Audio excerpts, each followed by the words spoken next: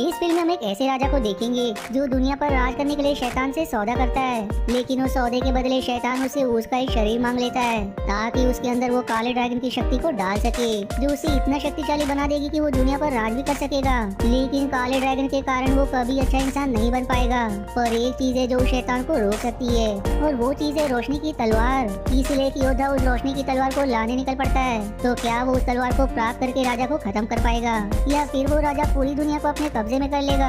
यही हम इस मूवी में जानेंगे, जिसकी शुरुआत में हम दाजी नाम की जादूगरनी को देखते हैं, जो काले ड्रैगन की शक्ति वाले राजा के साथ रहती है। तब राजा के कक्ष में एक आदमी आता है, जिसे देखकर दाजी अपनी ऑक्टोपस जैसे टेंटिकल से उस पर हमला करके उसे हत्या कर देती है। दूसरी तरफ जीकी राजा के कुछ योद्धा और सिपाही राजा के पास जा रहे होते हैं, जिसने एक बुजुर्ग जादूगर और उसके शिशु को बंदी बना लिया है, क्योंकि वही जादूगर जानते हैं कि राजा को कैसे खत्म किया जा सकता है। तब जीफा नाम का योद्धा, जो जीकी राजा का राजकुमार है, वो अपने सबसे खास दोस्त ले से कहता है कि चाहे कुछ भी हो जाए, राजा के महल में अपनी शक्तियों का प्रयोग मत करना, वरना उन्हें तुम्हारे बारे में सब पता चल जाएगा।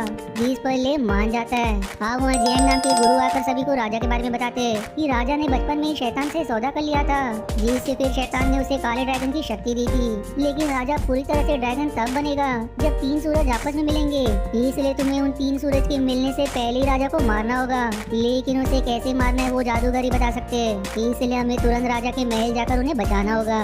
दूसरी तरफ राजा और दादी के सामने जादूगर को लाया जाता है, जिसे बंदी बनाकर रखा गया था। तो वहीं ले और बाकी तहखाने में पहुंच जाते हैं, क्योंकि उन्हें लग रहा था कि जादूगर यही करे।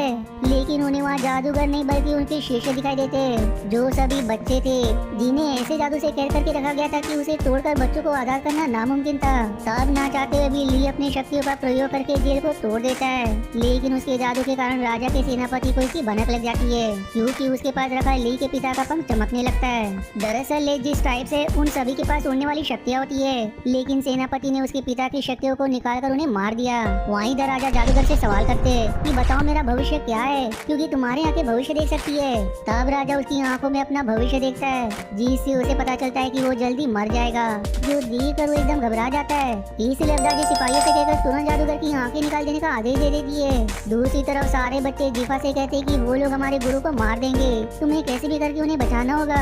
इसलिए अब जीफा वाले पहले बच्चों को सुरक्षित जगह ले जाने का बंदोबस्त करने लगते हैं। वहीं इधर सिपाही जैसे ही जादूगर की आंखें निकालने वाले होते हैं कि तभी जियांग आकर वहाँ का समय रोक देता है, जिससे सारे सिपाही वहीं थम जाते हैं। वहीं जियांग राजा से कहते कि तुम्हारा ये साम्राज्य बहुत जल्द बर्बाद हो जाएगा और दुनिया पर राज करने की इच्छा तुम अपने दिल में लिए मर जाओगे।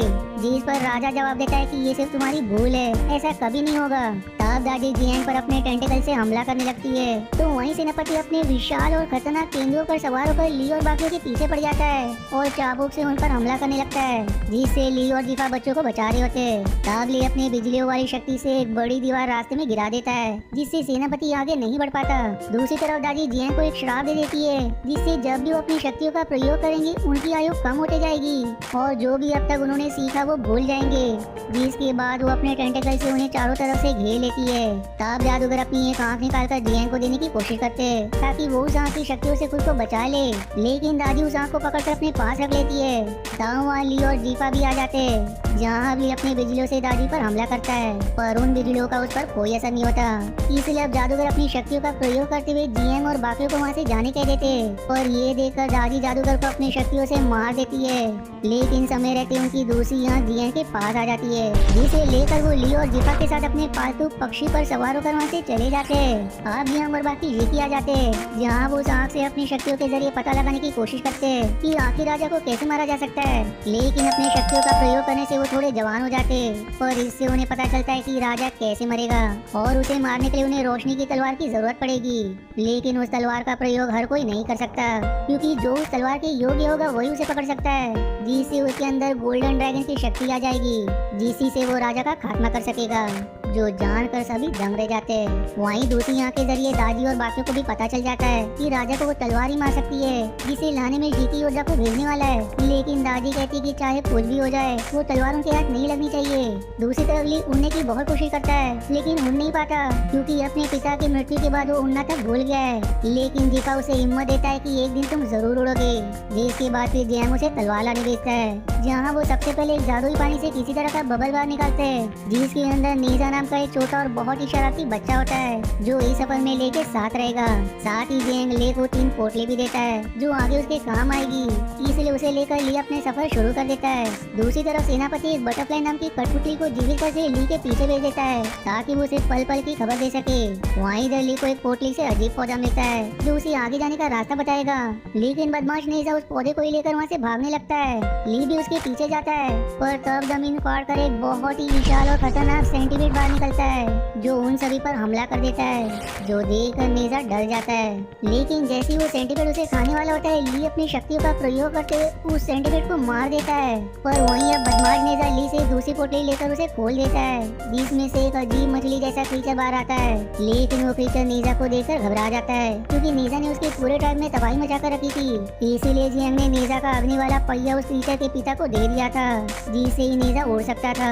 तब वो क्रीचर नेजा पर अजीब धुआं मार देता है जिससे नेजा बड़ा बनकर बेहोश हो जाता है। अब नेजा को जब होश आता है तब ली उसे सारी बात बताता है कि वो इस सफर पर क्यों निकले और कैसे भी करके उन्हें वो तलवार प्राप्त करना है, जिस पर अब नेजा इस शर्त पर उसकी मदद करने के लिए राजी हो जाता है कि ली उसे उसका पहिया लाकर देगा। जिसके बाद वो दोनों आगे बढ़ना शुरू करते हैं। फोनी अब एक जगह गुहान नाम का आदमी दिखाई देता है जिसने अपनी शक्तियों से एक जादुई पत्थर बनाया था, जो देखकर नेजा उससे उसका पत्थर ले लेता है क्योंकि उस पत्थर को बहुत ही ज्यादा शक्तिशाली माना जाता है। लेकिन इससे गुहान गुस्से में ले और नेजा पर हमला कर देता है। वो दोनों भी अब उस पर जवाबी हमला करते हैं। जहाँ नेजा अपनी अल्फा रिंग से गुहान पर हमला कर रहा होता है तो वहीं ले बिजलियों से, जिससे अब दोनों मिलकर गुहान पर भारी पड़ रहे थे। तब नेजा की शक्तियों से वो पत्थर जलने लगता है जिससे उसे समझ आ जाता है कि ये पत्थर नकली है। लेकिन इस चीज से अचानक ही गोंग बुजुर्ग से जवान हो जाता है। दरअसल गोंग जीकी का काफी बहादुर योद्धा था, लेकिन दादी ने अपने रास्ते की रुकावट समझकर उसे यहाँ कैद कर दिया। पर नेजा के पत्थर को छूते ही गोंग फिर से आजाद हो गया, इसलिए वो उन दोनों का धन्यवाद करता है। साथ ही गोंग से कहता है कि तुम जिस चीज के लिए सफर पर निकले हो उसे पूरा करो और तब तक मैं अपना गोल्डन आर्मर लेकर आता हूँ। लेकिन तभी तीसरी पोटली से अपने आप ही एक कुत्ता बाहर निकलता है जो गोंग का ही था, जिसे देखकर वो खुश हो जाता है, जो फिर उसके साथ अपना आर्मर लाने निकल जाता है। अब ले और नेजा एक जादूगरनी के पास जाने के लिए निकल जाते हैं जिसके पास एक ऐसी नाव है जो उन्हें कहीं भी पहुंचा सकती है। तब उस जादूगरनी के गांव में ली की नजर बटरफ्लाई पर पड़ती है जिसे वो पहली ही नजर में पसंद कर लेता है। लेकिन जैसे वो उसे छूता है सेनापति को पता चल जाता है कि अभी ले कहाँ है और आगे उसका क्या प्लान है, इसलिए वो चौकन्ना हो जाता है। वहीं ले उस जादूगरनी के पास आकर उससे वो नाव मांगता है, लेकिन वो जादूगरनी उसे एक रहस्यमय दुनिया में ले जाती है और वहाँ ले जाकर उसे हिप्नोटाइज करते हुए उससे सवाल करती है कि तुम ही जियांग हो ना, मैं कई सालों से तुम्हारा इंतजार कर रही थी। दरअसल काफी साल पहले जियांग ने जादूगरनी से वादा किया था कि वो फिर से उससे मिलने जरूर आएंगे, लेकिन वो उससे मिलने नहीं आए। इसलिए तब से जादूगरनी सभी को रहस्यमय दुनिया में ले जाकर उन्हें वहीं बंदी बना लेती है। पर भाग्य से वो पौधा ले को हिप्नोटाइज से बाहर निकालकर उस नाव को चुराने की कोशिश करता है, जो देखकर जादूगरनी सभी पर हमला कर देती है। पर तभी वहाँ बटरफ्लाई आ जाती है जो उस नाव को लेकर ले के साथ उस गाँव से निकल जाती है ताकि हर समय ले पर नजर रख सके। अब रास्ते में नेजा को बटरफ्लाई पर शक होने लगता है क्योंकि उसे तलवार के बारे में पहले ही पता था, इसलिए वो जबरदस्ती उसे पूछने की कोशिश करता है कि आखिर तुम कौन हो और किसके लिए काम करती हो।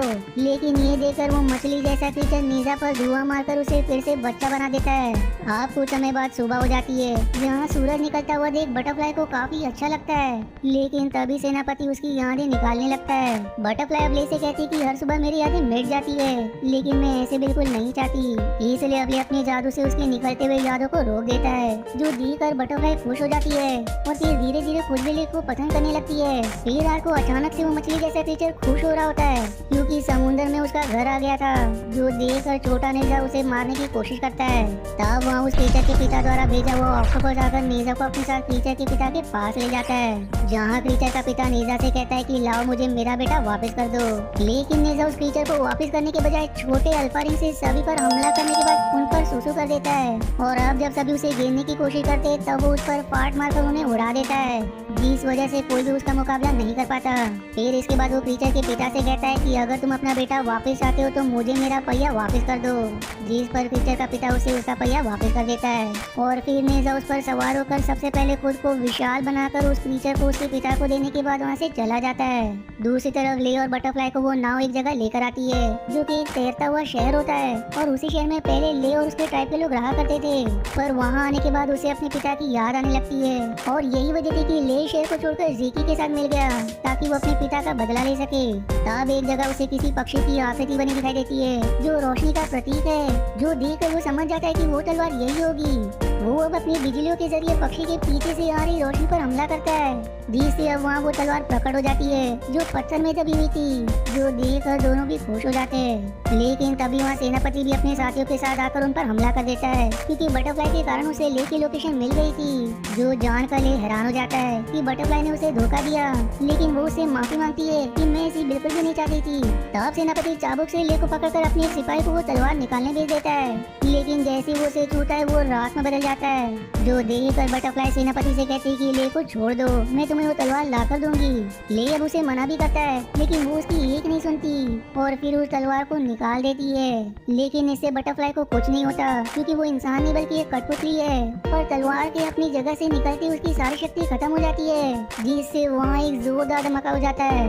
अब उस धमाके में बटरफ्लाई नीचे गिरने लगती है, लेकिन तब ले अपनी शक्तियों पर भरोसा करके उड़ने की कोशिश करता है और फिर भाग्य से उसके पर निकल आते हैं, जिससे वो बटरफ्लाई को बचा लेता है। पर अब तक वो एकदम घायल हो चुकी थी, इसलिए मरते समय वो उसे कहती कि तुमने मुझे सुबह का सूरज तो दिखा दिया, पर अब मैं डूबते हुए सूरज को तुम्हारे साथ देखना चाहती हूँ ताकि मैं खुशी से मर सकूँ। लेकिन जैसे ही बटरफ्लाई को सूरज के पास लेकर आता है वो पत्थर में बदल जाती है, जो जीकर वो एकदम दुखी हो जाता है। साथ ही तीनों सूरज का मिलन भी होने वाला था, इसलिए वो तलवार लेकर जीती जाने के लिए निकल जाता है, जहाँ रास्ते में नेजा और गोवांग भी उसके साथ शामिल हो जाते हैं। वहीं गोवांग को उसका आर्मर भी मिल गया था। दूसरी तरफ दादी शीकी पर हमला करने अपने सिपाहियों को भेज देती है, जिसके जवाब में जेन अपनी जादुई किलर से उन पर हमला करने की कोशिश करते हैं, लेकिन फिर से जादू का प्रयोग करने के कारण वो काफी जवान हो गए थे, जिससे उन्हें याद ही नहीं होता कि आखिर पत्थर को किस सीक्वेंस में लगाना है। तब भाग्य से वहाँ ले और बाकी आकर सिपाहियों पर जवाबी हमला करते हैं, जो देखकर अब दादी सेनापति को एक विशाल और खतरनाक शैतान में बदल देती है, जो ले और बाकियों पर ढाबा बोल देता है। लेकिन बाकी भी उस पर अपनी शक्तियों से हमला करते,